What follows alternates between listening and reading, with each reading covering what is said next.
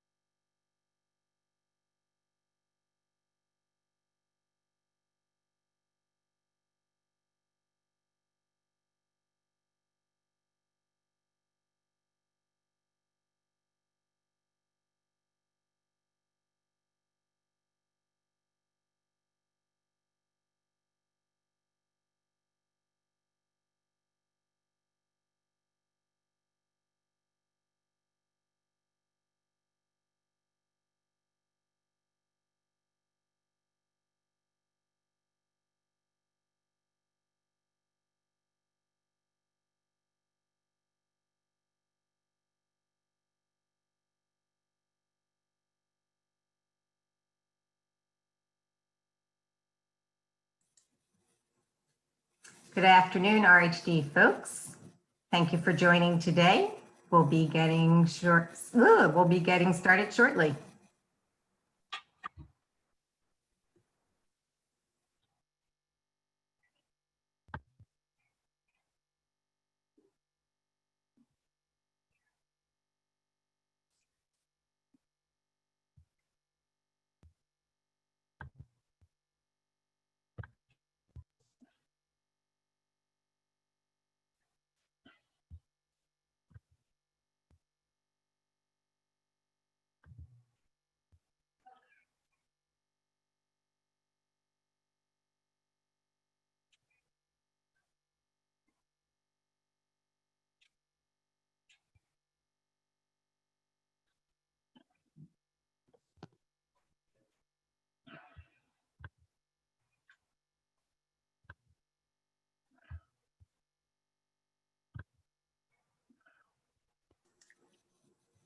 Good afternoon, RHD. Welcome. Thanks for joining today. We'll be getting started shortly.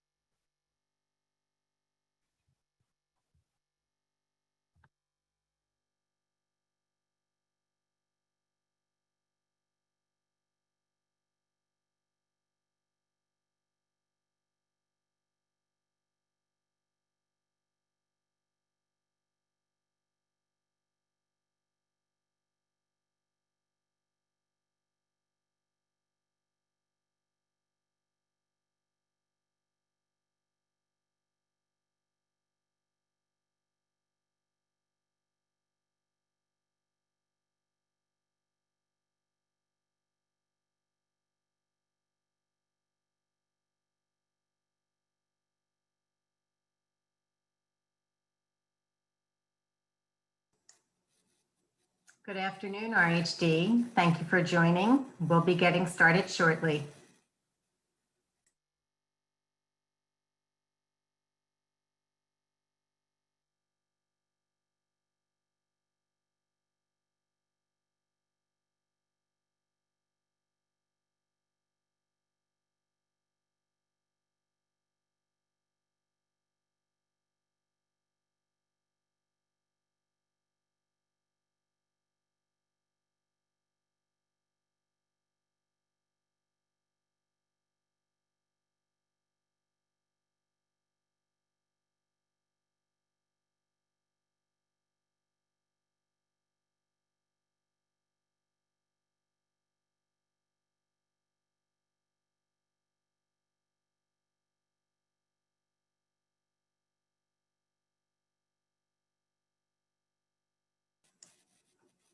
Good afternoon, RHD. Thank you for joining. We'll be getting started shortly.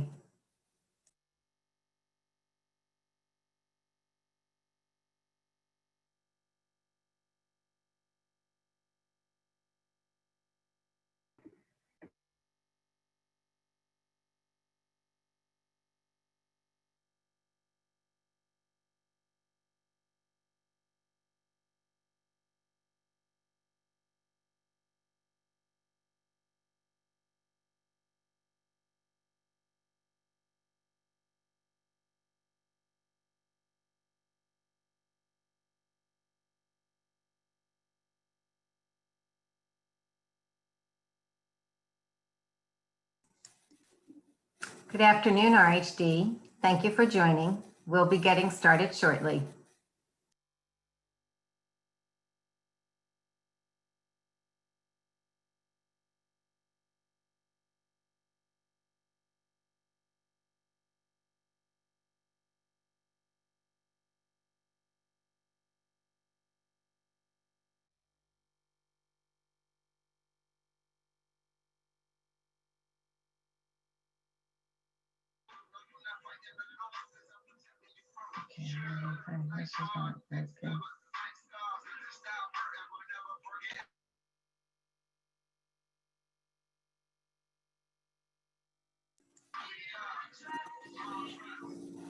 Good afternoon, RHD. Thank you for joining. We'll be getting starting shortly. We'll give folks a few more minutes to join.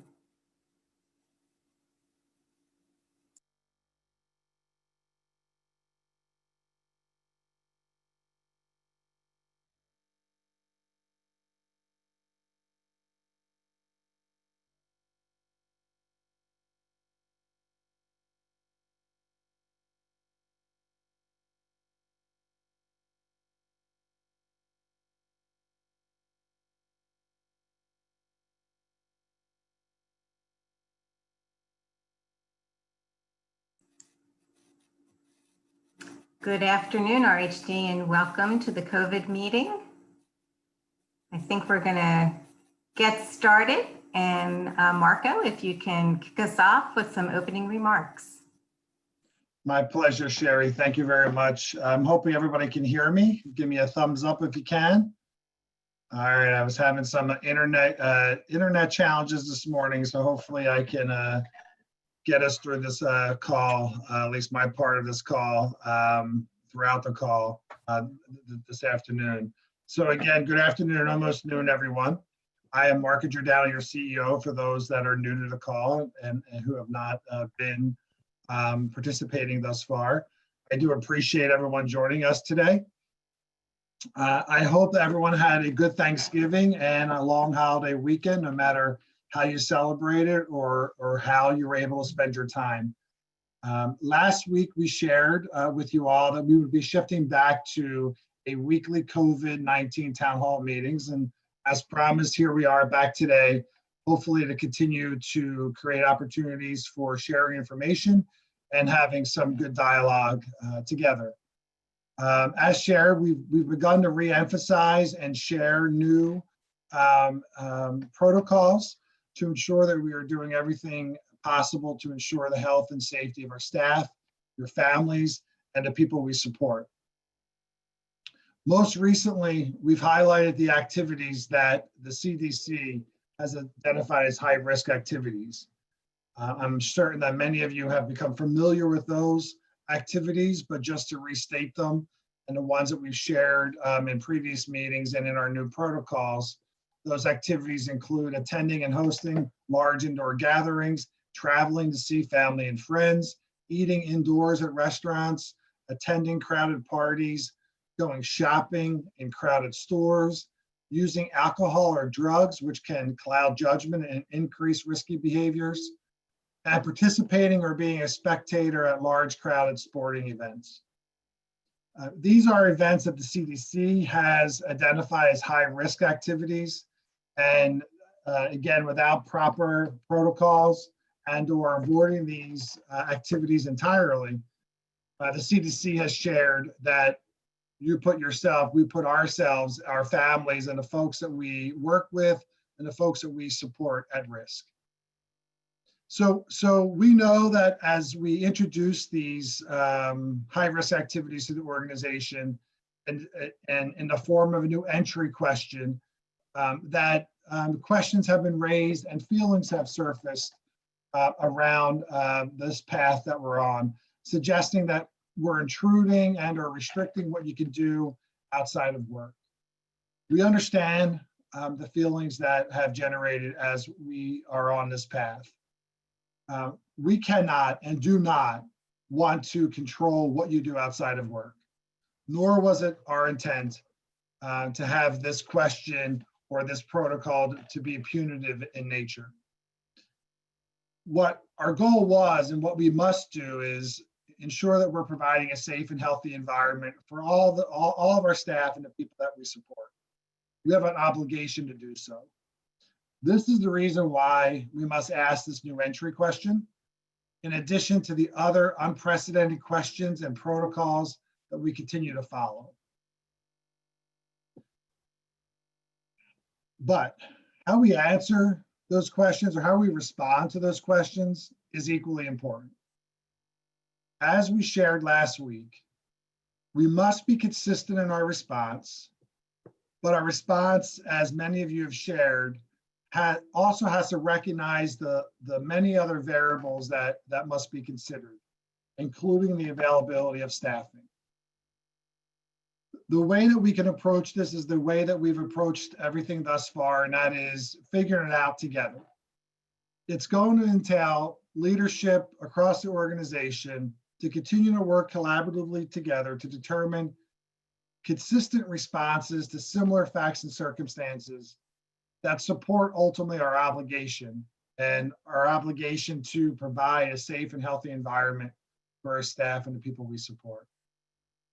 So we must do that together, but simultaneously, we have a goal to provide knowledge and awareness of the risk associated with these types of activities, continuing to rely on CDC guidance, and also sharing what steps we could take to mitigate the risk where possible.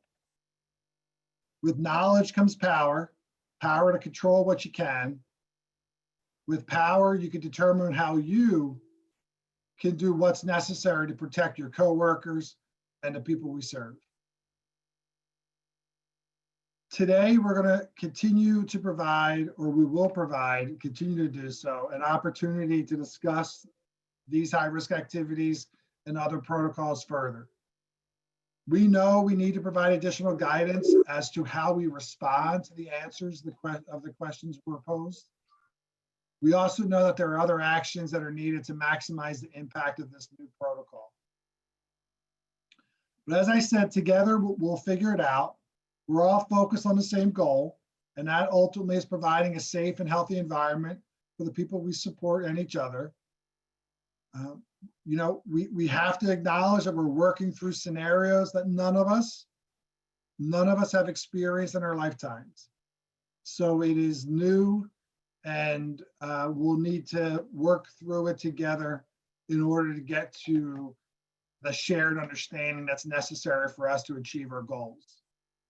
So I thank you for your patience at this time. I thank you for your continued commitment, to continuing to provide services that are grounded in our value of respect and dignity, or respect for the dignity and worth of everyone. So we will figure this out. We will figure it out together as we've done our work thus far. So thank you. And with that, I'll turn the mic back over to Sherry. Great, thank you, Marco. Just a brief introduction. My name is Sherry Cohen. I am one of the OD specialists and part of the learning and development team that reports to Stacy Bunch Harrison. A lot of people, Marco, joined since you began talking, so I do want to remind folks that this is now a weekly call. So we will have this every week. And as Sean does, I'm going to follow in his suit and do a quick bit on housekeeping. So I'm going to share my screen.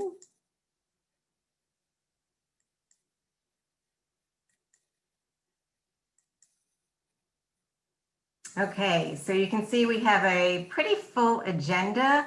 We're going to try to move quickly so that we have lots of time for Q&A. The call last week that was just Q&A had a lot of questions and we didn't get to everyone and everything. So of course that may happen again, but we'll do our best today. And we want to encourage you to submit questions, and there are several vehicles to do that. So you have your voice. Well, let me put this on a bigger, there we go. So you've got your voice, and you can see how to submit there. We've got the COVID-19 inbox, and you also have that address underneath. But most popular is the Zoom chat. So we highly encourage you to use the Zoom chat, and we have several people who are going to be looking at that and bringing that to the attention of the executive to answer the question. And of course, you also have the raise hand button.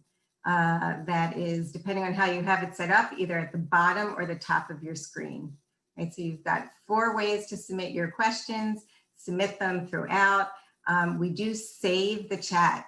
So what we don't get to, we'll be sure to get to at some point in the near future. All right, so I am now going to turn it over to Brian, and he's going to take us through some of the numbers. Thanks, Brian. Thanks, Sherry. Good afternoon, everybody. I'm Brian McHale, the safety manager, and I'm here to review the current COVID-19 statistics. Currently, we have received a total of 1,519 reports since March. So that breakdown would be 429 confirmed cases, 564 negative, 117 suspected, and 408 possible exposures. So just for clarification purposes, I do this once in a while, that suspected is when somebody is showing symptoms of COVID but has not yet received a test to confirm COVID. And possible exposure is when someone has come into close contact with someone who has confirmed COVID or someone who is displaying symptoms of COVID. With that being said, I'm actually going to screen share for a moment here, so bear with me. And I am going to share the graph that we use to track COVID cases. And why I wanted to do this is just for comparative reasons. So if you can, if everyone can see this, if somebody could just give the thumbs up, I just want to make sure I've done this correctly. I see some thumbs up. Excellent. All right. So what you're looking at is the reporting trend since the beginning of the pandemic. So you can see back in March, back in March and April, we saw that first spike in reporting. We saw a lot of cases coming in, and then it started to flatten a bit. There were general lockdowns, there were a lot of restrictions in place, and we saw that number dropped. Kind of came down. It stabilized for a little bit, went down in the summer again, and then we hit the second wave, as they've been calling it. You can see at the end of October, the spike in reporting, and it's pretty dramatic. And you can see just the way we've gotten a lot of these reports, a lot of confirmed cases reported as well. In looking at this, it really does coincide with the national numbers. Nationally, we saw a lot of the same thing, that initial push in the number of cases. Then you saw the slight downturn, and then just a really hard spike coming in, right at the end of October, probably right after Halloween, because that was of great concern, because you were looking at possible gatherings, the Halloween traditions, trick-or-treating, things like that, possible parties, and then we just saw a lot of cases being on there. So it's just, like I said, it's just a representation of what we've been seeing over the past few weeks.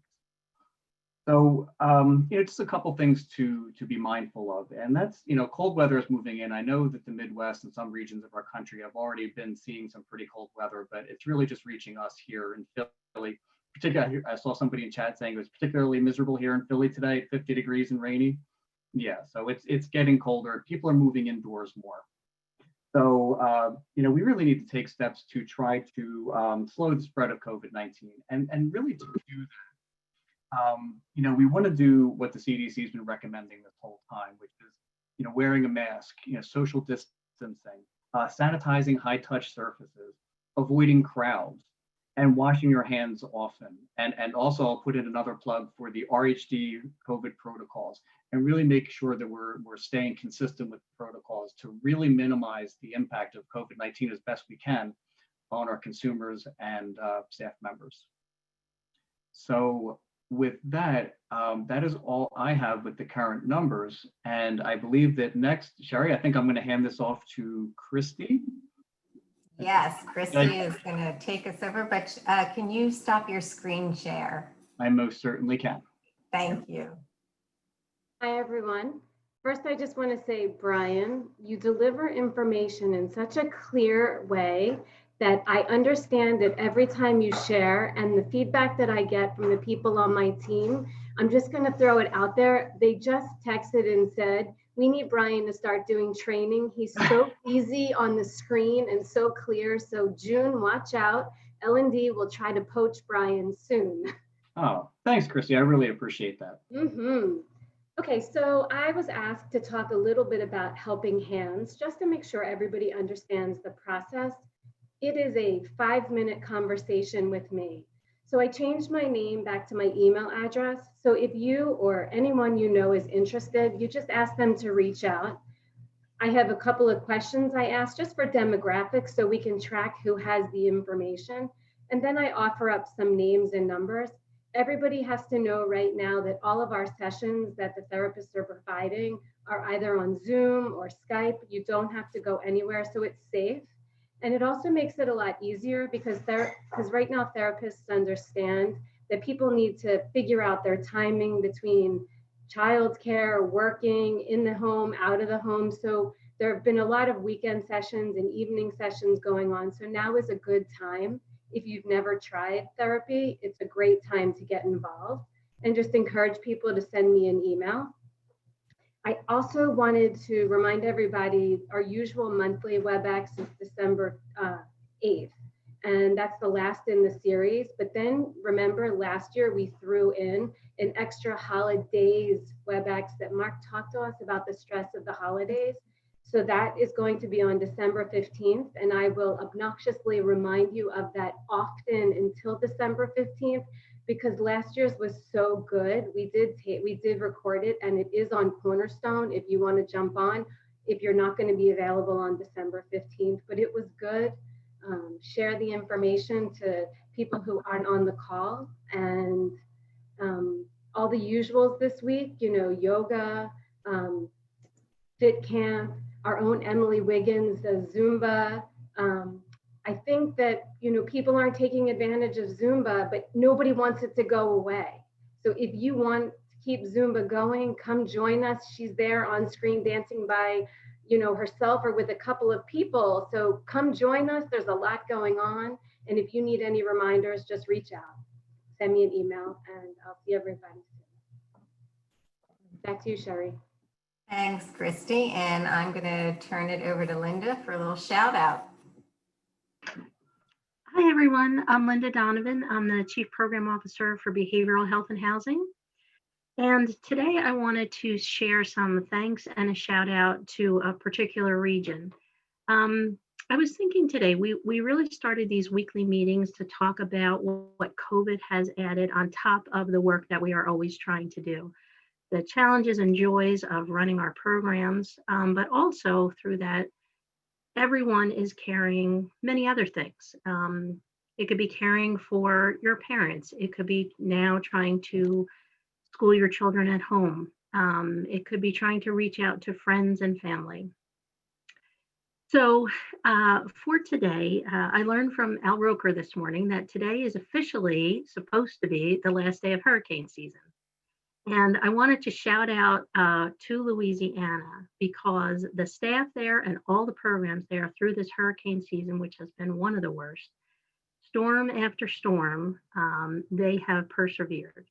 They have had many staff that have had power out multiple times. People are working from their cars. They're delivering food and medication, you know, in the evening and whenever they can. And they have not skipped a beat. They have worked through all of that on top of everything that COVID has presented us.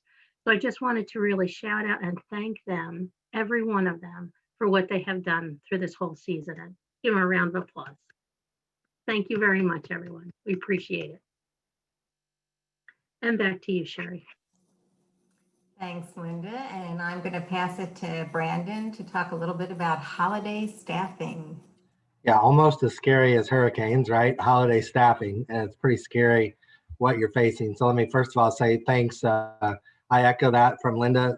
Louisiana programs for an outstanding job. Iowa has faced emergencies, natural emergencies, disasters this year. So many places. Just I was reflecting on 2020, and it's really sad to reflect on 2020. So don't do it.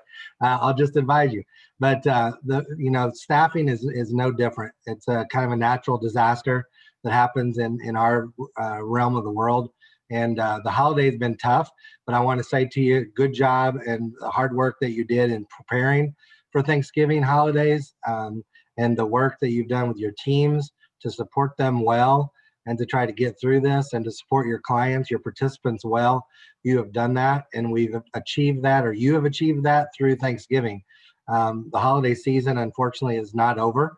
We all love and despise the holidays both for many different reasons, but staffing is number one on the list for being fearful of the holidays. So let us, number one, I wanted you to know that we're working on looking at the trends and patterns that you guys experienced. We're learning from what you're telling us. Many of you have already reached out, and we thank you for that. In addition to that, we're also looking at the payroll numbers ourselves to see where things shake out and where we might be able to provide more focus and support for you guys to make sure that you have what you need through the upcoming holidays for the rest of the season. There is a lot going on around us. And again, I just want to say that it takes your focus and your dedication, which you have given selfishly and unselfishly and sacrificially to your people. So I want to say that clearly, that the work and the time, the mental, emotional investment that you have invested has been miraculous this year. Nothing short of miraculous. It really is. And it's going to take that push to get us through the rest of the season. So know that we are working on it from a data perspective, trying to figure out specific ways where holes where we can help. And secondly, share your best practices with each other. Okay. I would love to, I know we're doing that a little bit, but everybody's busy and we kind of forget. So you guys are doing some, again, really great work. And I would love for you to be able to share with each other, share with your supervisors, especially so we can share with folks just some of the great things that you're doing out in the field to make sure you have coverage for your participants. So just want to say we will be working on that. We will have something hopefully to present at our next meeting. If not, we'll be sharing that individually with you, with your teams across IDD, BHH, and healthcare to ensure that you have all the tools and resources you need to continue your fight in the staffing realm through the rest of the season. So thanks again to all of you. I appreciate it and for all the work you're doing. Back to you, Sherry. Great. Thank you, Brandon. So we've had a lot more people join since we began. So I just want to remind folks that we are going to be doing this now every Monday. So we've moved back to having this every Monday. I'm going to put up the screen again with how to submit your questions, and then we're going to move into the Q&A. So one moment, please.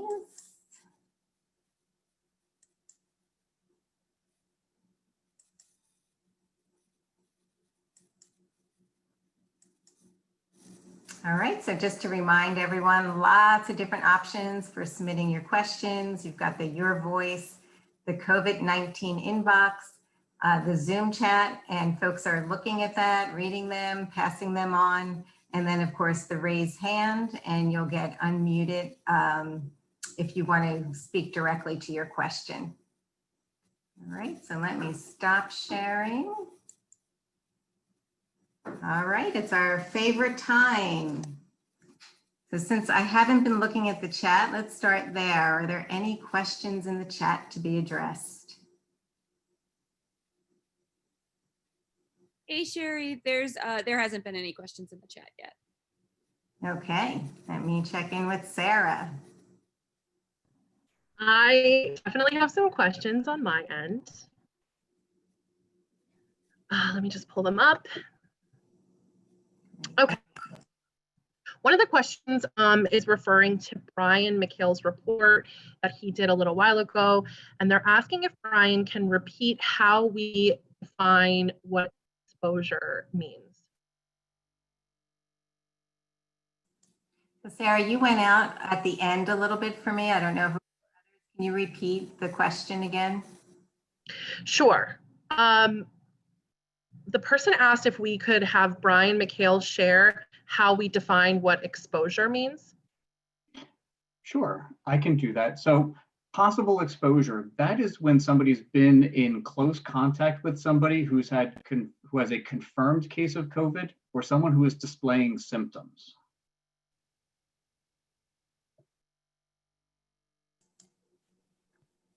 Thank you. Okay,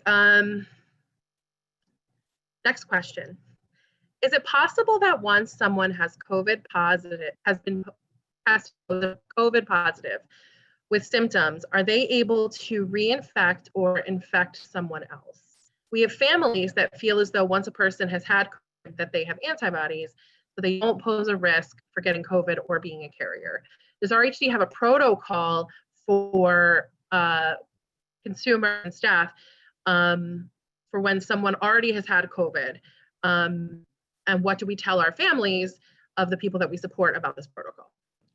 I think I'd like to have Emily address that question, but from what I've read in the CDC, there's not enough information to say that because you've had it, you can't get it again. What I have seen is that the antibodies don't last too long. But Emily, please take away on that one, please. Yeah, actually, you can get COVID again. There are now multiple examples of people being reinfected more than once with COVID-19. So just because you get it once doesn't mean that you shouldn't follow the protocol. So my strong suggestion is to continue to follow all of the COVID-19 safety protocols even after a COVID-19 diagnosis.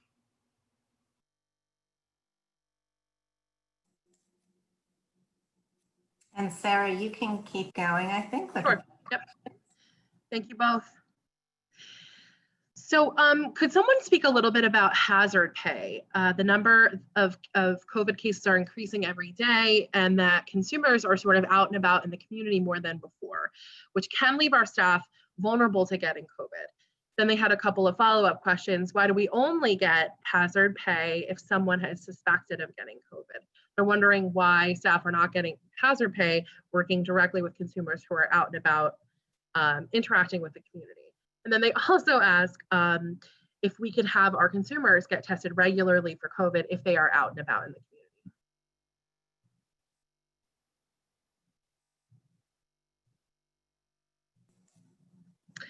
So maybe Linda first on hazard pay, and then Yeah, we can I was going to say I talk could about take testing. some of those. Okay. Yeah, there's a lot of questions in there. I can repeat them also.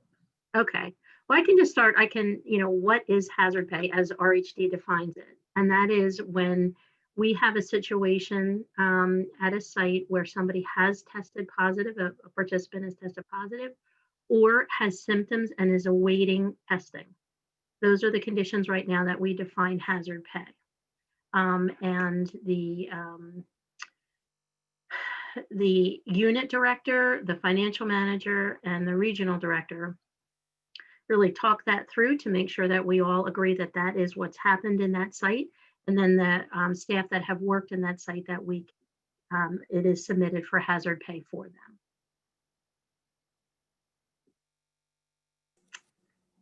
So Sarah, does that answer that, you think, or is there a part two for me? No, I think the other part is about testing. Okay. It's about testing our consumers regularly, especially if they're out and about in the community. So I'm not sure if that's So Stephanie. I can address part of it. I think the other part of it will relate to more along the lines of ethics and program. But in terms of requiring testing, the first thing, of course, is that we would not want to step on anyone's rights. So no more than we can make others test, we would not be able to do that with our consumers. The only way that we would probably be able to approach regular testing for consumers would be if it came from their healthcare provider or their guardian. So their healthcare provider may, for reasons, determine that it would be great to know in advance or to know as soon as possible if someone is exposed, or someone's guardian would demand that they be regularly tested. But in terms of coming from RHD, from a corporate perspective, always want to keep at the front of our minds is that the rights of our participants don't differ from our own rights.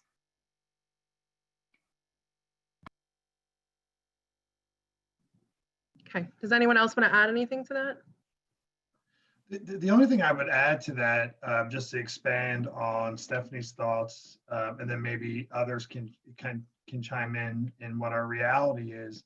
But I think as we are trying every day to help the folks that we support understand the risks, right? I think, the question is a valid question in terms of if there is somebody who continuously goes out into the community, and there's an opportunity to make testing available for them, and they are open for testing, that is a way to try to mitigate the risk in a situation that, again, at times may feel like we can't control what the output that ultimately we're looking to have. So I think it's an avenue, and while we can't force anybody, I think it's an avenue that should be used in order to help mitigate the risk, particularly for someone who continues to go out into the community. Just another point is that when people do visit hotspots traveling back to their home state, testing is an option to shorten the period they're out of work before returning to work. Give it a couple of days, test, and then get your results. Rather than waiting the 14-day, if they bring in a negative test, they can come back to work. That is also in CDC guidelines. All right, thank you, everybody. Sarah, I'm going to check in and see if Hannah or Brittany have any questions from the chat? Yes, we do. We have a couple. I'm not sure if Brian ended up answering this or not, but someone did ask what close contact meant, if that meant within the 6 feet. Right, that was answered in chat, but basically, as the CDC defines it, close contact is within 6 feet within a period of 10 minutes. But then Stephanie did also expand upon that a little bit, because it's cumulative. So if you are hanging out with somebody for 15 minutes, it can be episodic. You know, if you're, constant exposure, a few exposures a day. So that is also considered close contact as well. Great. And then just had a question about PTO use and the PTO use at the end of the year.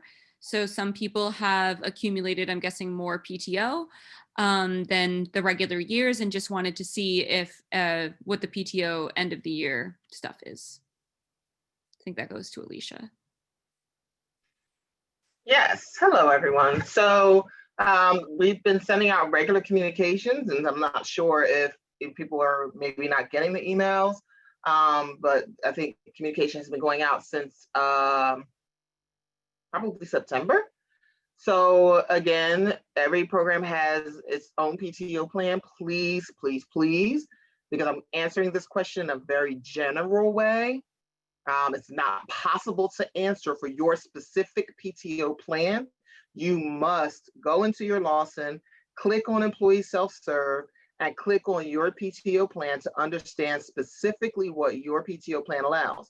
But every PTO plan, most PTO plans for this year have a PTO carryover. So you need to go back into your plan, look and see what your carryover allotment is. And then in addition to that, as per the emails we've sent out, we're able to carry over an additional 5 days. If you have more than whatever your program allows, you'll be able to carry over an additional 5 days through April 3rd of 2021, right? So your regular PTO carryover is available to you for the entire year. The additional up to 5 days, if you have 3 days at more than what you're allowed to carry over, then you'll be able to use those 3 days. If you have 7 days more than what you're able to carry over, you'll be able to use 5 days. If you have 5 days more, you'll be able to use 5 days. If you have no extra, more than what you would normally be able to carry over, then you will carry over whatever your normal allotment, allowable carryover is. And to understand that, you need to go and look at your PTO plan. Those additional days must be used by April 3rd, 2021. Hopefully that answered that question. Sherry? Yeah. Thank you, Alicia. That was very thorough. Okay. And just a reminder really quickly, those program directors that do your PTO plans, reminder, they're due this week. Get your 2021 PTO plans into the system this week, because they've got to go through the process to be entered. So just wanted to put that plug in. Great, thank you. So I think we have some more questions in the chat. Yep. So just so everyone's aware, if you ask a question in the chat, we might repeat it, even if it was answered in the chat, just to make sure that everyone can hear the answer, read the answer. So someone did ask, is hazard pay paid with their payroll, or is it a separate check? That's me again. Hazard pay is paid in with your regular pay. Is there simple enough, or is there anything more? No, that's nice and straightforward. Appreciate Cool it. beans. We're on a roll today. All right, and then one more. Where'd that go? Okay. Someone heard on their local news that someone can test positive for up to 3 months after having COVID. How would we handle their return for work in this case? And is that something that other people have heard of? We haven't been seeing that. We've just seen one case, couple cases where they did test positive, they got retested. Several days later, they were negative. But we would look at that on a case-by-case basis. It seems to be the exception, not the rule. Great. And Sherry, sorry, someone else popped in, so we do have one more. If consumers or the people we serve went home over the holidays, should they quarantine after they return? Yes, we did put a piece together for home visits, and we do have protocols that need to be adhered to. We did send information sheets home with everybody so that they are aware. Quarantine is 14 days. Okay, great. And they can find that information on the RHD, My RHD, right there, a variety of places they can find that information.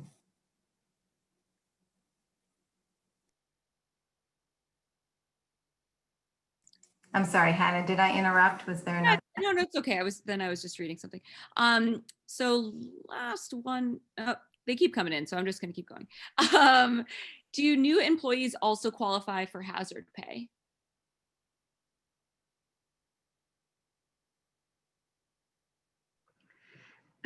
Yes, anybody that's working in a home that under those conditions would meet the criteria for hazard pay. Great. Love these quick responses, quite easy. At the beginning of COVID, we were told that we could borrow sick time and that would be allotted through the end of the year if we needed it. Now that we are nearing the end of the PTO year, will employees be able to borrow that time in the new year? I'm guessing this is going to be specifically related to sick time, not just PTO in general. Right. So we have not finalized the decision to allow that again, because most of what we are hearing from people is they've had so much time they haven't been able to use it. And so kind of need to assess which situation we're talking about, realizing that there could be multiple realities at the same time. But as of right now, that allotment was for your whatever you would have accrued through 2020's PTO calendar year. Unfortunately, I will say the challenge we have is that we need, I think, more partnership with managers to actually manage that and keep employees aware. We've been trying to stay on top of that centrally for the entire corporation, which is like all 4,000 employees across the 12 states. And we need a little more partnership with that in terms of managing that.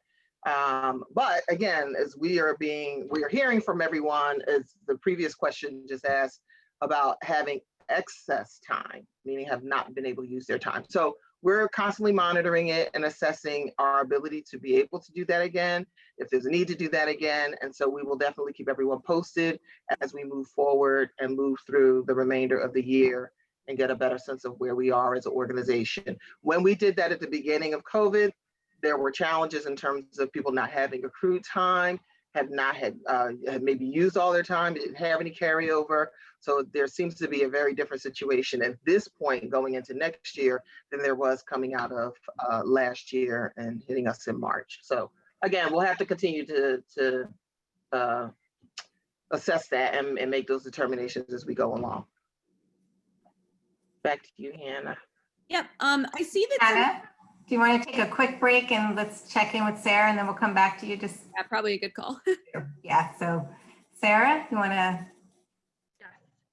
So the question is, how is RHD going to be supporting their lower level employees as unemployment insurance ends, eviction protection stop, and the holidays put additional stress on our finances? Being told we're appreciated isn't going to pay the bills or keep the heat on. Closed programs during COVID-19 are going to lead to more staff resignations and issues with reopening when the time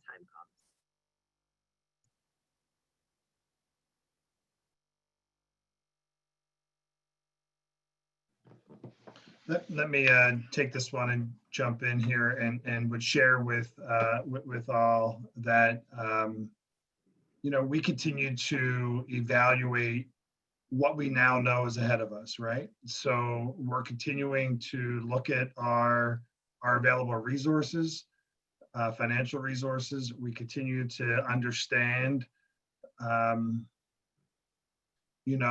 what our needs will be as we continue to move through this pandemic with some level of uncertainty as well.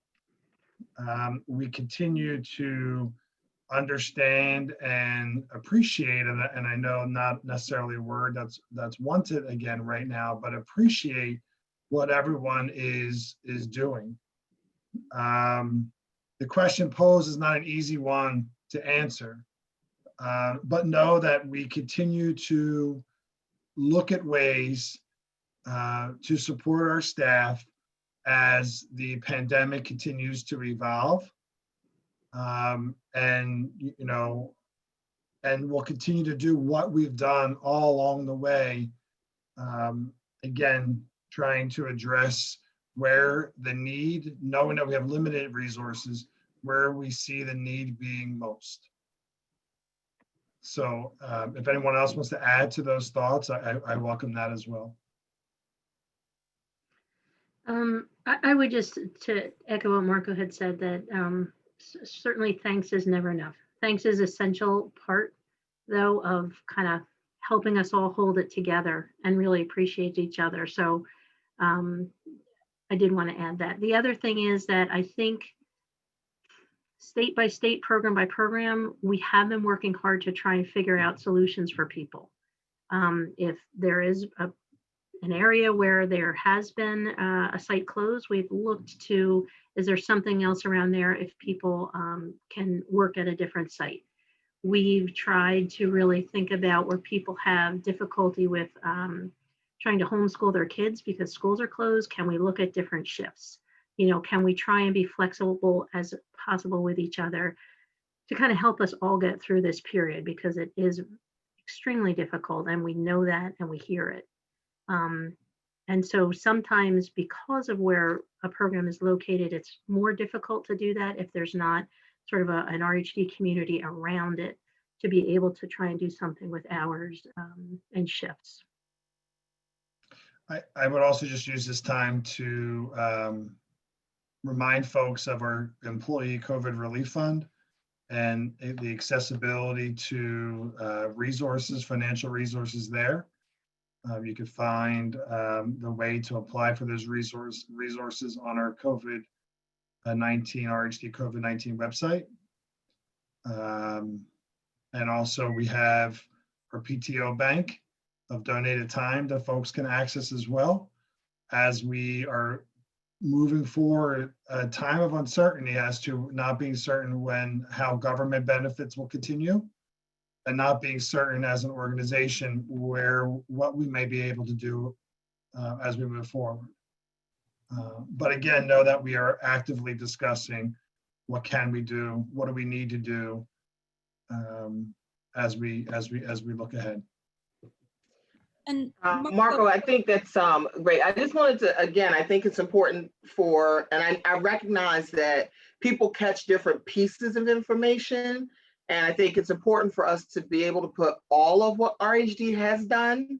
I don't think any employer is able to be the end all be all for every employee need. I get that. But I think that we've done quite a bit to the point of being acknowledged external by other organizations of all of the things that we've done in response to supporting employees for COVID. So you've listed it, right? We started off with the advancing of the sick time, and then we moved into the PTO donation bank, which has been available for people, the COVID relief fund, which has been available for people, continuing to carry benefits for employees who have been furloughed. So, you know, having the well-being through DSIC, these meetings to make sure that everyone stays informed, offering other shifts and other programs and or flexibility, providing the capability for people to be able to work remotely. So I think we've done quite a bit up until this point.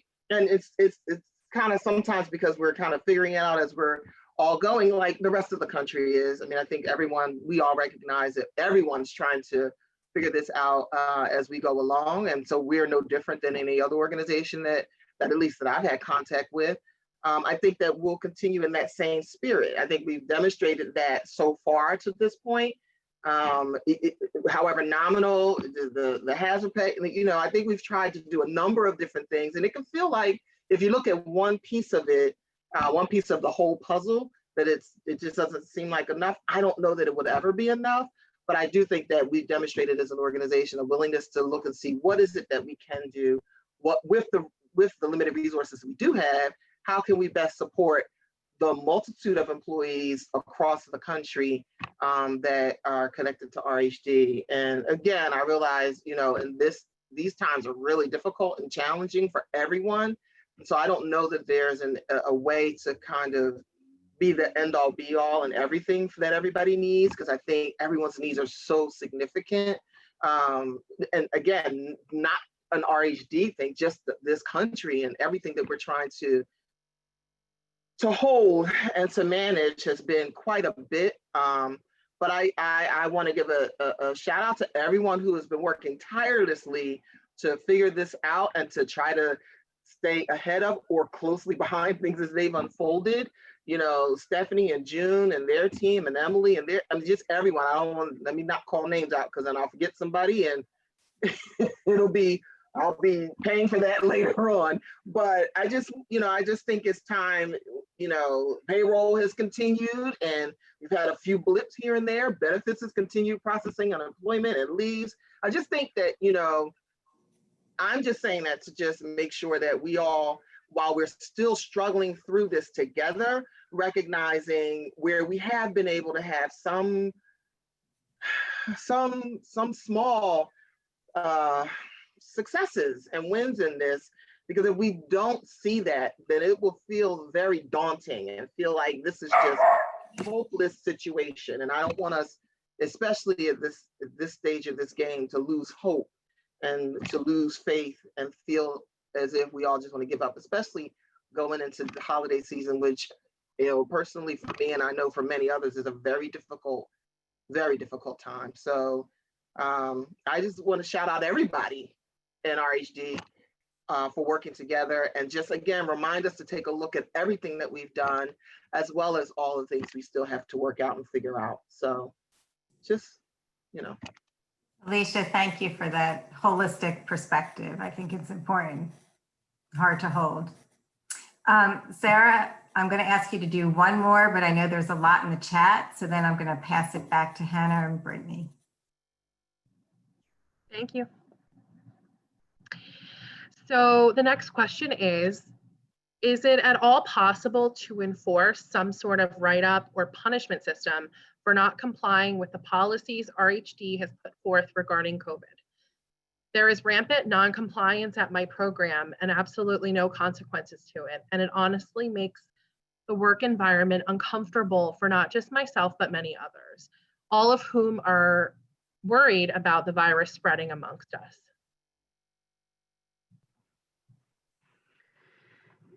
So I would like to answer that, and maybe some others would like to as well. But my first concern is if there is rampant non-follow through with policies, that needs to be addressed immediately.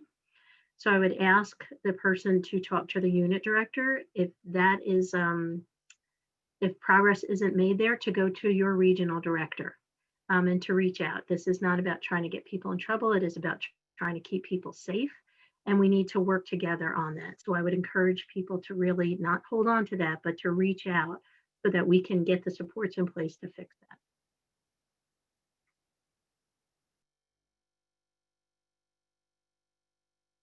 Yeah, I would just absolutely echo that. I really don't have anything to add other than to say it's extremely important always to have accountability. I think, that's foundational to the work we do to make sure that our clients, our participants are well cared for. And that when we look across the ranks, that we all feel like we're pulling our weight, right? That folks are living up to the same expectations. So I think clear and concise expectations, number one, accountability, number two, even more important in this pandemic, right? Because we're talking about not just normal, I hate to say normal life dangers, right? Of caring for somebody, supporting someone, but during the pandemic, it's even more accelerated and more important. So I think absolutely we have to hold people accountable in a positive way to help educate them, find out what it is. Is it lack of education? Is it lack of resources? Is it a desire not to follow protocols? What is it? And try to work through that with them to bring people to the same point where they understand that this is extremely important and that these things keep us safe and keep our clients and participants safe. So, yeah. I just one want to more- add that, oh, sorry, Linda, real quick. Churchill put in the chat a reminder about the hotline. Churchill, maybe you could add both the phone number and the email address. Sorry about that, Linda. No, you beat me to it. I was just going to say for people who might be on the phone and can't see the chat, that Churchill had put that. And maybe that's something that we could share out just again as a reminder with the notes from today. I also I'm sorry, Sherry, can I just say one other thing? I think it's also important that while we recognize there are those who regularly join this call and those who get emails and have an opportunity or a means to check them, that there are more employees of RHD who are not able to join this call and are not able to, or for whatever reason, don't check their emails or whatever the case may be. They might miss the communication and messaging. So it is important for everyone in this context and everyone who gets the emails and reads them to pass that information forward, kind of like if we all adopt the each one, reach one mentality, that our message will be able to spread. We've had the whole conversation around cascading communications, and that hasn't necessarily been working for us. So we kind of just need to take it upon all of ourselves to hold the responsibility for communicating and sharing, and not just looking to leadership to be able to share information, because there are far less of them than there are of everyone else. And so if we all kind of take each one, reach one, and each one share the information, print out and post the protocols document, print out and post all of the expectations of the work site, post them around the locations of RHD, whether they're offices or homes or whatever the case may be, so that everyone has access to them, because simply sending out the email and posting it on My RHD, we know does not suffice. So for those of you that are struggling because you feel like you have coworkers who are not following protocols, whether like Brandon, I don't know, remember who said it, talked about whether it's an education piece or not, the more we have multiple means of communication, the better ability we have to make sure that the message is sent, as well as to make sure it's reinforced and people understand the weight and the gravity of it. I think we are struggling between how much of this is, we have an expectation of, consumers and wanting to have restrictions for consumers, but we struggle with that when it comes to staff. I think at the end of the day, we all need to just, participate in the sharing of information for the purposes of giving people the benefit of the doubt that maybe you just don't realize the significance and the weight. And then after that, if you're still not following them, then yes, absolutely, there should be some other follow-up that happens from a supervision perspective. So I'm wondering if folks can speak a little bit more to that consequences piece, because the question to me is sounding like folks aren't sure how to create accountability. And I know that's a supervision thing, but maybe Alicia, Brandon, or Linda can speak a little bit more to that. Sure, thanks, Sarah. Absolutely. So any of the protocols that have come out around COVID are, in my opinion, from an HR perspective, no different than any other policies and procedures, expectations that we at RHD have. So there should not be confusion on the part of anybody who is a supervisor related to how you hold your staff accountable, the same as you would to any other policy and procedure we have currently in place. And if there are concerns or questions about how you do that, then that's a different conversation. And I would leave that for the chain of the line of supervision. If you're not sure, then I would suggest you have a conversation with your supervisor. And if that individual is not sure, then they can have a conversation with their supervisor, all the way up to your CPOs and or your executive team leader that your line reports into. If there is any question around how to hold staff accountable for any policies and procedures, but my expectation from an HR perspective is that this would fall into line with any of the other documented policies and procedures that we have in place for which supervisors are to hold people accountable. And that includes warnings and progressive discipline and all of those other things. that we have the whole staff accountable to. As an example, if I am in the office and I see any of my teams that are not wearing their masks, they will tell you that I will walk up to them and say, wear your mask. If it has to happen a second time, then you're asked to go home if that's something that you can't abide by. And then we will have some follow-up after that. So that's just from the perspective of anybody that I've noticed myself that's on my team or in my line of supervision. And I don't believe that that's something that's out of reason, as long as it is consistently applied to everyone. So what we cannot do is see two people doing the same thing and only address one. That is normally where we get into a sticky widget, put it that way. I don't know if Brandon and Linda want to add anything else from the CPOs. The only other thing that I would add, because I think Alicia is spot on there, is that our first goal in any type of supervision is to support someone to success, to help them get it right. So that's our first attempt, but then it becomes about responsibility and choice that, you know, if people say, I won't wear a mask or I can't wear, we need our sites to be safe. And so we need to follow our protocols. And the only thing I would add, substantive, would be to remember in the process that supervisions and progressive disciplinary action are two different beasts, okay? So we want to make sure when we're educating and properly supporting people in supervision that we're not combining and muddying the water with progressive disciplinary issues, okay? Because again, there's many negatives for doing so. So just please remember that they're two different processes. And if you need help or have questions, I know that there are many resources that we can work through together, but please reach out to your supervisor, as Alicia said, or all the way up to Linda and myself and Emily if you need it to get to that point. We'd be glad to help you as well. But we do have some great resources on the supervision side that will help you walk through the process with your people. All right, Sarah, I'm going to make an assumption that we've covered that question, and I know there's a lot more in the chat, and I'm going to pass it back to Hannah. All righty, here we go. So a couple people spoke to the COVID Relief Fund and some of the wonderful things that RHD has available right now related to COVID. So someone asked, will the COVID Relief Fund and these other items be available within the next year as well?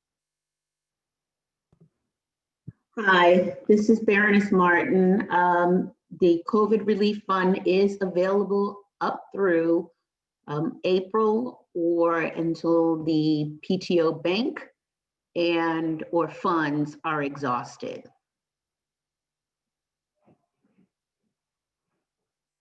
Hope that helps. Great.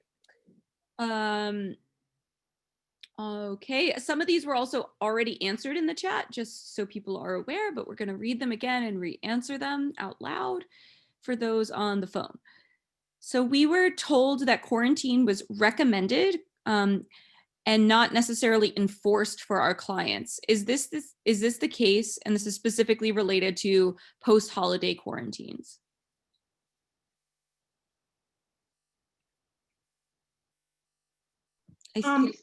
Hannah, I'm not sure what context the question is, and I did try to somewhat address it in the chat. But here's the situation. If someone, including a participant, is believed to have been exposed to COVID, the protocols explain very carefully and in detail what should be done. I think where the question was going, as I read it in the chat, is that there was, I don't know from who or under what circumstances, but some thought that we could not require participants to quarantine. First, let's make sure we understand the difference between quarantine and isolate. Isolate would be that person essentially living alone, containing themselves to one bathroom used only by them and to a room. Quarantining, meaning to stay apart from everyone and remain in the house. If you have a consumer who medically cannot do this, and by medically, I mean either social, emotional, psychological, or for physical reasons, cannot remain indoors or cannot isolate if they've been exposed to COVID, please reach out to your clinical leadership. We will work with them, and by we, this time I mean Risk, June, Brian, and myself will work with you to come up with safe alternatives. DSIC will work with you, and we will work together to figure out a way that the protocols can be kept. In terms of it being voluntary for any particular person or group of people, that is untrue. We are all under the same guidelines, understanding, of course, that for the consumer, they are in their homes for the residential program. So the rules would not be workplace rules like staff would follow. Instead, they would be the rules that one would follow in your home. Does that help, or is the question going? Did I miss anything about that question?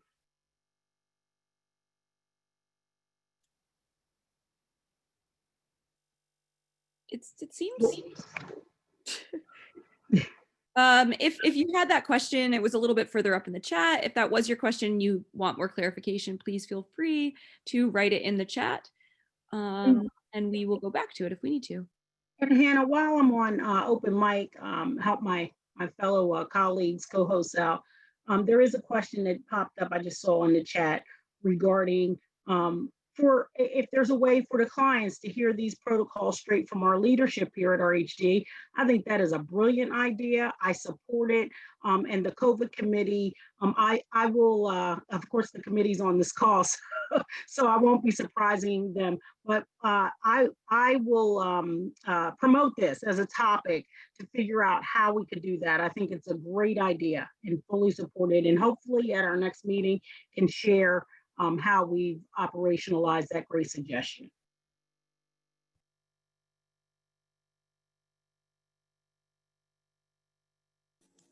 And Hannah, were there more questions in the chat? Otherwise, we can go back to. Yeah, one more was asked a little bit ago.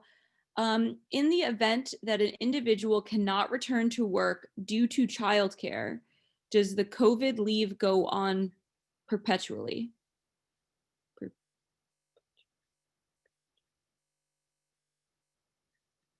Not exactly sure who would answer that. You know what, Alicia, let me throw her under the bus a bit. I haven't seen her for a while.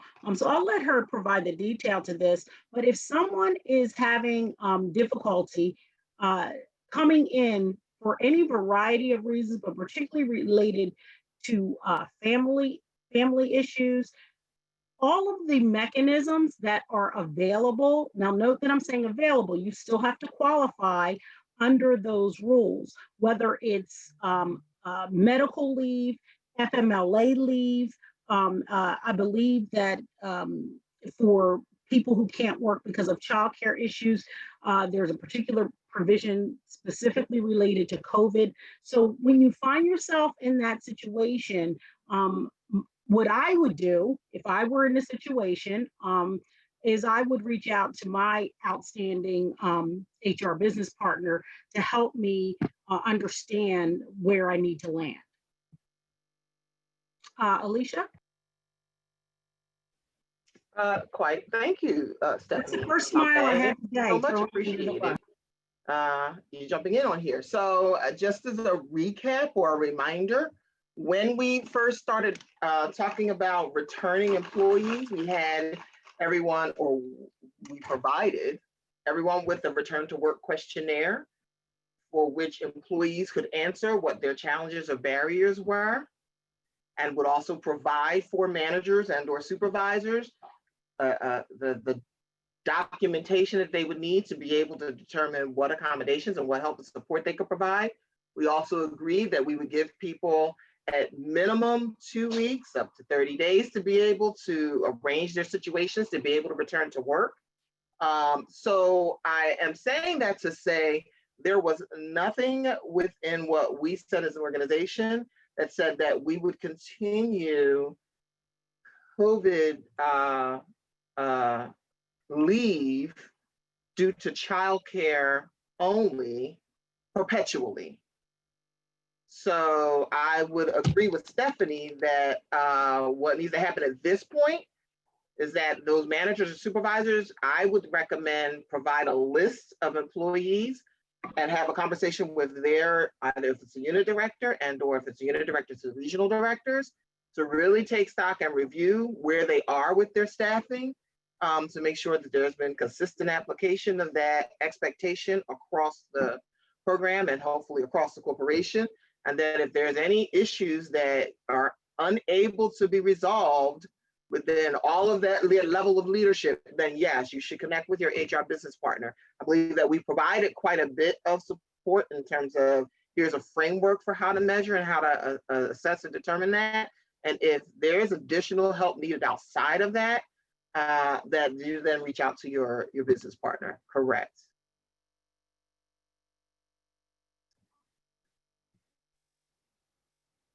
Great, thank you guys. We had another question. Oh, go ahead. Sorry. If hazard pay is not on the pay stub, what steps should be taken to correct this? I would say that the first step is to check in with your leadership to make sure that it was submitted, that you actually are certain that you were qualified for it, so on and so forth, that is submitted, because they are the ones that are submitting those things to the financial leadership of the regions or the division service line to payroll. So that would be your first step, is to confirm that you were eligible, that you should have received hazard pay, that it was in fact submitted. And then if all of those things are true, then they can follow up with the payroll department. The first place is to start with payroll, because payroll would have no way of knowing whether or not you were eligible and or should have received hazard pay and or when. They only process what gets turned into them. So your first step would be to follow up with your program director and therefore your regional leadership who submits the actual hazard pay documentation to payroll. Can I add something to that as payroll? Mm-hmm. Payroll does not, the hazard pay is all uploaded by the budget managers. So it's not like payroll is entering any of this manually. So if you talk to payroll like I am, we'll just send you back to program leadership who the budget managers are uploading it. So we might be able to break down a reason, potentially why, but we can't actually change anything. We're kind of just floating. Because this is a question that I've been getting every day. So that's it. Thank you for that clarification. Hannah, I'm going to check in with Sarah real quick and give you a break. I do have more questions. Has there been any discussion surrounding the incubation period for COVID with regards to negative test results? Specifically, we require an employee who was potentially exposed to the virus to either quarantine for 14 days or present a negative test result before they can return to work. But there is as much as a 5-day incubation period from time of exposure until the viral load becomes significant enough to register on most tests. If a person is potentially exposed on Sunday, they could get tested on a Monday, receive a negative test, return to work, and be asymptomatic and still pass COVID. Is there any discussion around changing our protocols to address this issue? Hey, this is Emily. I'm going to hop in here for a second. So the testing, if you are exposed, should happen at least 5 to 7 days post-exposure. So that person who wrote the question is absolutely right. If you get tested a day or two after exposure, you absolutely still could test negative.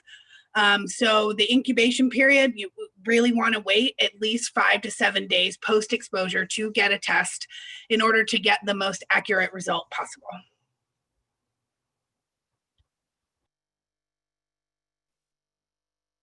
Thank you, Emily. Okay. How are we addressing departments who want to gather in the office for holiday get-togethers and are not adhering by the current COVID guidelines? Can an email be sent out to staff to acknowledge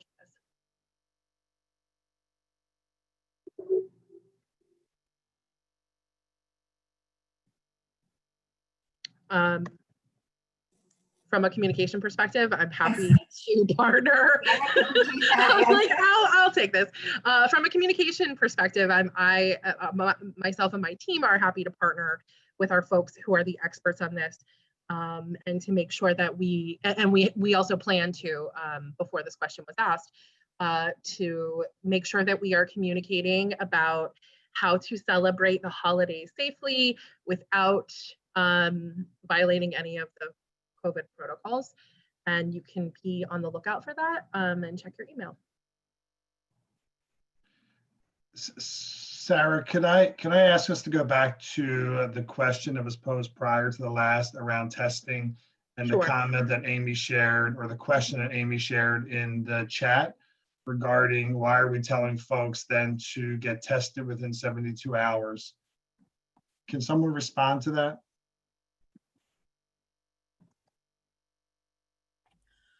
So I'm not sure where the 72 hours is coming from. So I will just reiterate, it's really, you should get tested 5 to 7 days post-exposure. The 72 hours, and Emily, if you remember different, let me know. My recollection is that the 72 hours relates to how long you need to be without symptoms and without need to medicate prior to coming back. So if you're symptomatic and, right, and you don't get a test or whatever, but on day 13, you still have a sore throat and cough and can't taste and the whole list, you need 72 hours without medication showing no symptoms. And so that's right, Stephanie, that's absolutely true. Yep. But in terms of but not related to exposure, right? Yeah. So, right. Yep, it's two separate things. And I think I think it's whoever posed that question. I do think you point out that for our protocol, it could be more carefully said to say if you're exposed, you're automatically out for 5 days, right? Because that's how long Emily's telling us we need to wait to get the test. So that 5 days, everybody who's exposed, 5 days. Then you have a choice of either being out for 10 more days, with 72 of the last hours being asymptomatic with no medication, or a negative test. But that would be on day 6, right? It seems like that would be a clearer way to say it based on what Emily shared. Did that answer the question, Marco? I think the answer was clear. I would ask that we go back into our protocol document to make sure that the language that we're sharing today is how it's reflected in the protocol. And Amy, if you have the document in front of you, or can point us to the slide, that would be helpful as well. Because I sense it, because I could see on screen that the question's still not answered. So go ahead, Amy. Yeah, I mean, I just got an email from June about the 72-hour testing window. So like if you're traveling, family gatherings, etc., which is a possible exposure, correct? She's saying within 72 hours, and that is in the latest RHD protocols that was sent out, what, a week or two ago. It says within 72 hours, not 5 days, 8 days, or anything like that.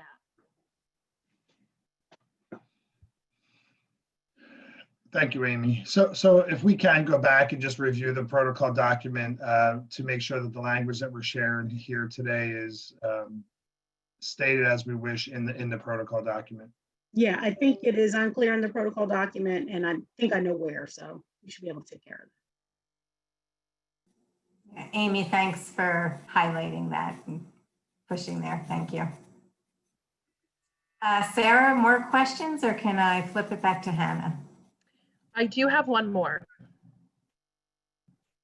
When someone has COVID and continues to have fatigue and soreness over months later as there are long-lasting effects, do they still have to wait until these symptoms are gone, or are they able to return to work since they are negative on a COVID test?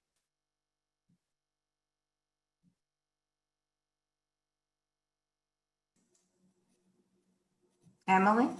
Yeah, sure, sure. So, yeah, I mean, if there's a negative, if they have a negative COVID test, then that's absolutely, I think, licensed to come back to work. But when we talk about the 72 hours of symptom-free without medication intervention, we are talking about the cough, we are talking about the fever, we are talking about the COVID symptoms that are indicating that you're infectious. The fatigue and the muscle soreness are not necessarily the same as those symptoms.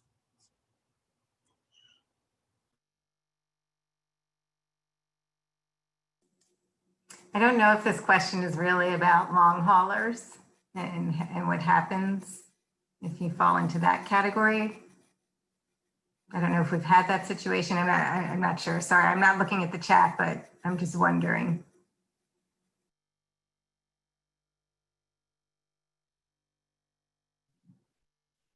I just read the question exactly how it came in. All right, thanks, Sarah. All right, Hannah or Brittany, jump in. As far as I can see, we only have really one question that was definitely thoroughly answered in the chat. And I just wanted to say I appreciate the individual who came forward and mentioned this. I know it can be difficult to especially work alone at home. I'm home alone as well, so I can understand and I appreciate this person's vulnerability for coming forward and asking this, and all of the people who already answered it, but let's answer it out loud. So the question itself, or the statement and question, was that some days I feel like I'm on an island working alone. We are all scattered all over and I miss teamwork. Any suggestions on feeling overwhelmed?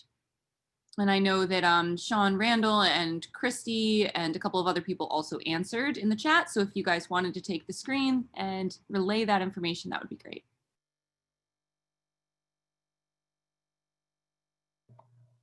Hi, I said reach out to me because I've always got crafty ideas. And the other thing is Sean added the office hours, and there's a list. There are office hours. A lot of them for some reason are falling on Wednesdays, but I like to attend as many as possible just to jump in and see people. And I find them to be very helpful. They're each run so differently. The way they're set up, the structure, the culture of the group, each one is different and has a different feel. But I feel like on days when I am on my own and I show up to one of these, I feel so very connected to people I never would have expected to feel connected to. So these are good suggestions, and I've got lots more to reach out to me after. If I can just add, I know it's not the be all to end all, but there's no better time or importance today than today around supervision and that relationship you have with your supervisor. And, for all of us that are on this call today that are supervisors, I ask you to think about when was the last time you reached out to your staff to really connect with them. How often are you connecting with them in this remote environment? Because that contact is important. It is how folks continue to see themselves as part of a team as we're working very differently in an environment that is very isolating. So I just want to stress the role of supervision and the relationship each of us has with our supervisor as a way, not the sole way, maybe not even the best way, to really stay connected. Hey, Marco, I'm just going to add, because I think Stacy has done an amazing job. We've had a call every afternoon. It's optional, but anybody on the team can join. And it's been a huge support for both professionally and personally. So whether it's once a week, every day, every other week, I certainly want to encourage people that are leading teams to keep your group connected and take advantage of all the other RHD activities. Obviously, Values Day was one way to feel connected. I'm assuming we'll do something for the holidays to help us feel connected. So please take advantage of all those opportunities. So let me check in real quick. Sherry. Yes. Can I just say something? I really cannot stress the importance of team meetings enough. I know that whenever we try to have conversations, at times what we'll hear is we just don't have time for that. from supervisors. And I think if the goal is to, if one of your goals is to retain your staff and help people to sustain throughout all of the challenges that they're having, that it is very important to not underestimate the importance, the impact, the significance of allowing people to come together, even if it's once a week, once every other week, just to do a check-in for everybody's well-being. I think that it's easy to get caught up in just the to-do list, the task list, and the check-offs, and get lost in that and forget the importance, even if you just did a 30-minute check-in with your team, because at some point, it's going to cost you. Is it going to cost you the 30 minutes now on the front end, or it's going to cost you in all the shifts or the coverage or people just being out sick, not because of any physical thing, but because of emotional and or mental health challenges or struggles. So just wanted to, help us to become more mindful. I know as a society in general, we're not very preventatively minded. We're not proactive, we don't always think prevention. But that saying, to be cliche, intentionally cliche, is an ounce of prevention is worth a pound of cure. And I saw a meme that said, if you don't make time for your wellness, you will make time for your illness. And so if we don't take that time out to, even if it's just again a 30-minute check-in on the front end, we pay for it on the back end, and we don't always look at it in that way because we're too busy trying to keep up with so many different things and all the balls that all of us have in the air. It's just, I can't stress that enough. What Sherry shared that Stacy is doing. I know many of my other teams are having meetings and some are struggling to have meetings, but have been encouraging people to have regular, consistent meetings. To just keep checking in. And it's the importance also of every once in a while, have your camera on just because it's important. We're a human service organization. And I know for me, people that know me know I like to look at you and to make sure you're okay, because we're wired to say we're fine sometimes, even when we're not. And all it takes is for you to look at someone to realize they're saying they're okay, but they're not. So just 2 cents. Alicia, can I just add one other resource related to this topic? I think it was in October, there was a chat and chew that was held by HR, and the topic was on leading remotely, leading remote teams. And there was a lot of different strategies, both connecting to the supervision and what you can do creatively with your teams. And that's recorded on Cornerstone. So I don't know if Candace is on here, if someone knows the title of that, but all those chat and chews, which are awesome if you can attend them in the moment, but if you can't, they're recorded so that you can always watch it at a later time and get some ideas. And they don't have to be those same ideas, but it definitely, that was a huge piece of leading remote teams, was how are you supporting the well-being in addition to the work, because they're connected, and someone's ability to be able to be productive and supported at the same time. Hi, Stacy. Hey, thanks. This is Jason.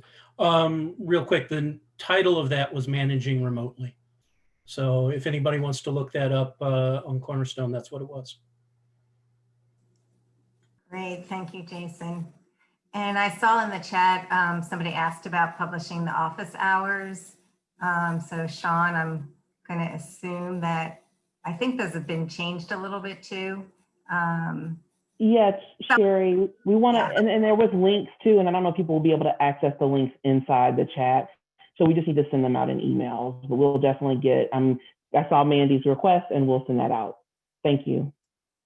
Yes, no, thank you.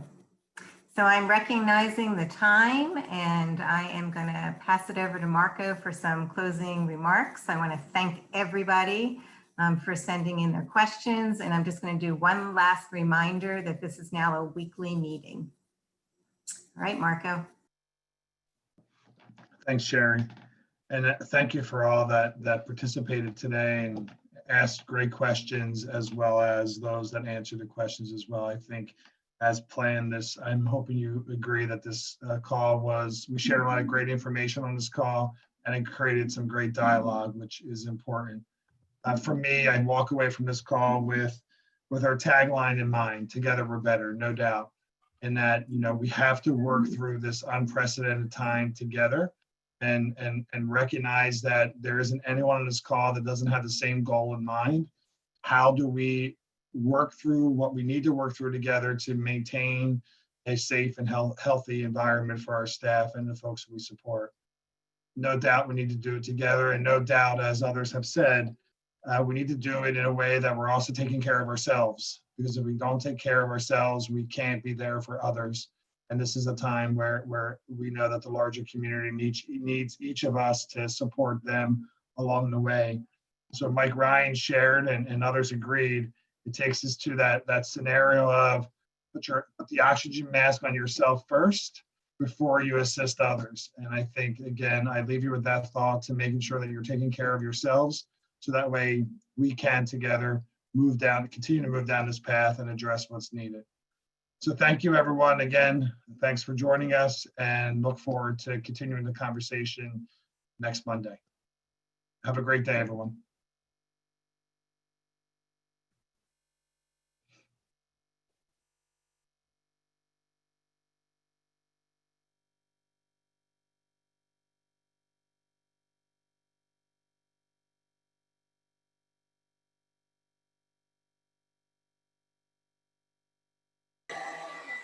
Oh, God.